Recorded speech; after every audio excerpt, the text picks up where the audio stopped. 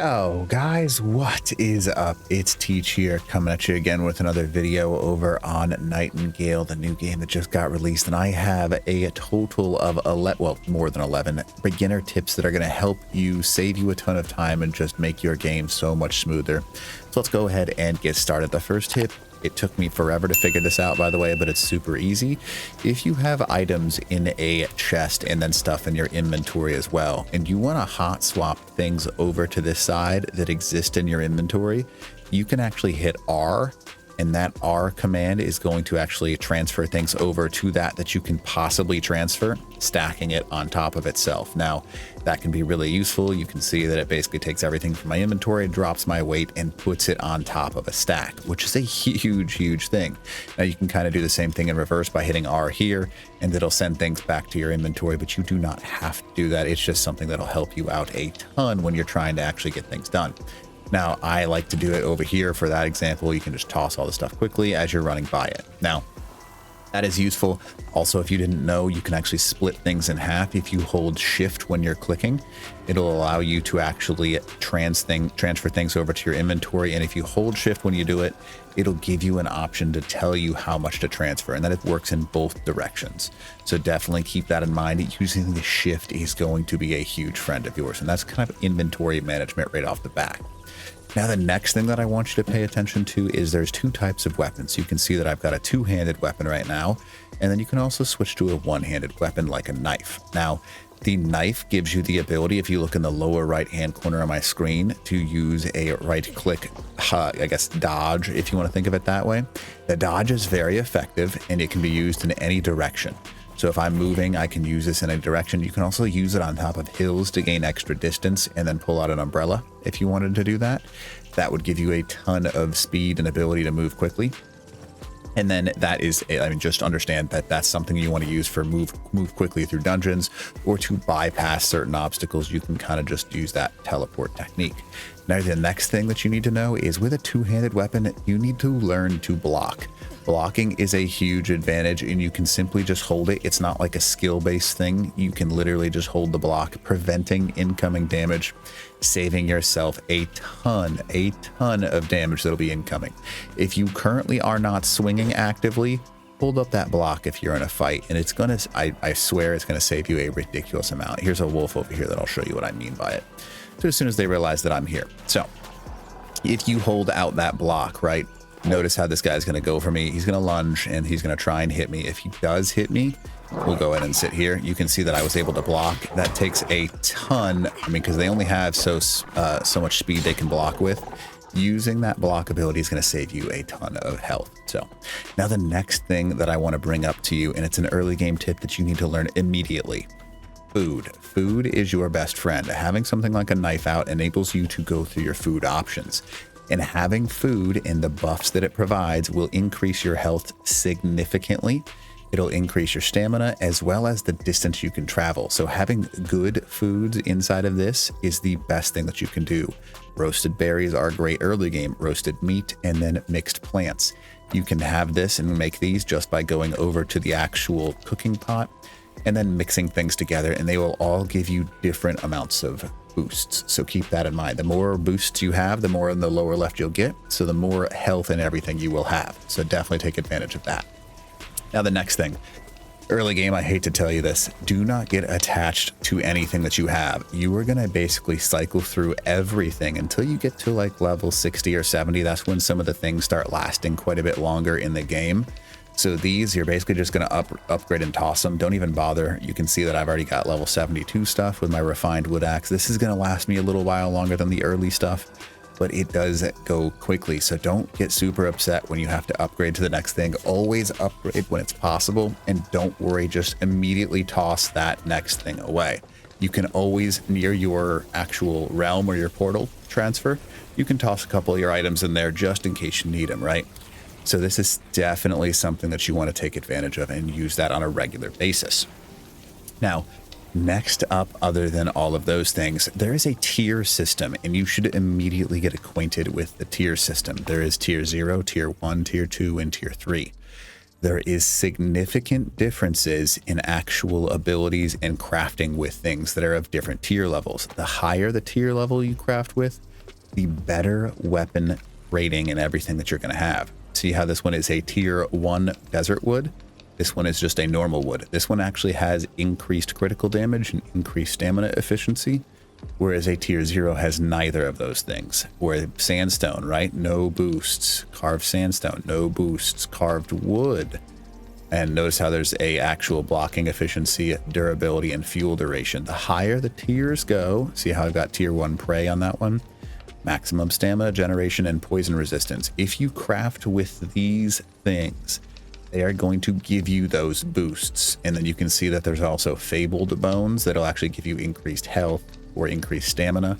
So keep an eye on the actual tier of the things that you're crafting with. Try not to craft with endgame stuff early because you're going to waste it. Save that endgame stuff for like those higher level tiered things or the fabled things until later in the game.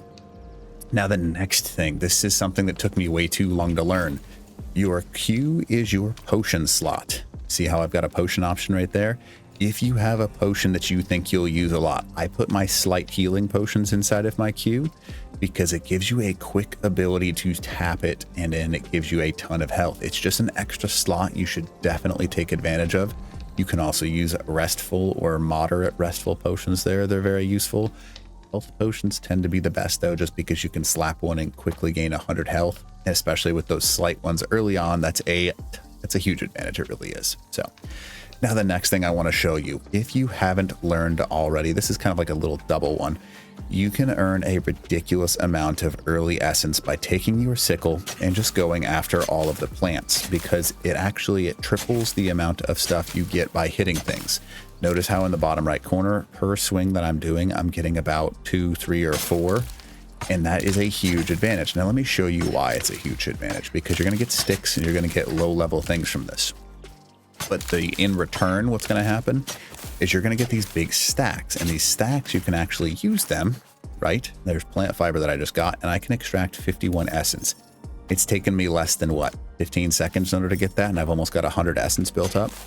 Essence is used to repair your items, and essence is also used in order to purchase things. So just being able to go out and do this for like 5 or 10 minutes every now and then, getting a couple hundred early game essence is a huge advantage that you want to take advantage of.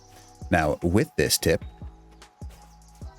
basically what I was able to show you right now, the sickle. People don't use the sickle. I do not know why. The sickle is incredibly powerful because yes, late game it has the ability to harvest some of your end game resources for the stuff that you need to gather, but early game, just using it increases your yield quite a bit, giving you a massive advantage, right? Like we've been doing this for less than a minute or two, and I've already got 200 essence that I'm able to just pick up. So the sickle is a life-saving tool that you need to learn to use.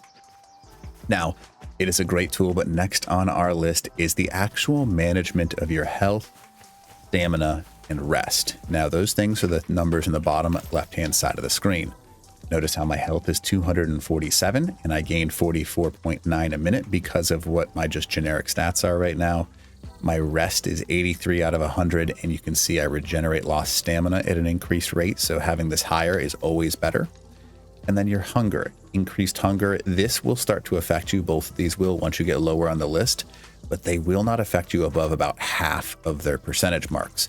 So you can actually increase the amount of stamina that you're able to regenerate quickly by having a full rest bar. And you can do that just by running up to your bedroll and hitting E on it.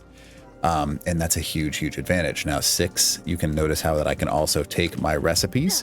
And that kind of brings us into our next thing, the recipes, and actually paying attention to those, because these recipes will either provide you with a buff or a debuff on top of your other buffs. I know that's kind of crazy, and I just talked about that, right? But if you hover over the top of them, it'll actually tell you what that gave you. Notice how the barberry mixed plants is going to give me increased health and stamina with health regeneration, stamina regeneration, and hunger mitigation. Those are huge. And then the actual roasted meat, increased health, stamina, and then regeneration of both of those, and then that hunger mitigation. Now both of these are going to put that hunger as high as it can be, and notice how they increase my health as well. Now you'll notice that if I go over this, same thing, right? It gives me boosts. The more of those buffs that you have, the better off your character's health and everything is. You'll also notice that you'll pick up boosts. The rate of stamina and health regeneration is increased because I'm relaxed, basically meaning that I've laid in bed recently, and then I'm sheltered, so I actually don't have to worry about elements and damage to my equipment. So pay attention to those buffs, learn what they do, and figure out how you can actually benefit from them, and your game will go so much smoother, right? Now, the next two things are kind of like little bonus tips as well, but this is a generic building tip. When you're building, build somewhere kind of in this middle section. Building off to the side is going to mean you're going to have to run a long distance no matter where you go. Building somewhat central allows you to kind of pick up all of the things that you're going to have to pick up throughout the game. And building near a lake that you get in your abeyance or abeyance realm is a huge advantage because you can fish out of it, and it typically gets a lot of resources nearby lakes in the game. So build near the middle of the map. Don't care about the necessarily for early game builds. Don't worry about the prettiness of it because you're just trying to get your stuff leveled up. End game, you can start worrying about the prettiness of it because you can change your build locations whenever you want to. Now, the last thing that people haven't really realized yet is actually demolishing things. So if I want to demolish and move something, you don't have an option to hit E on it. You actually have to swing at it with a weapon.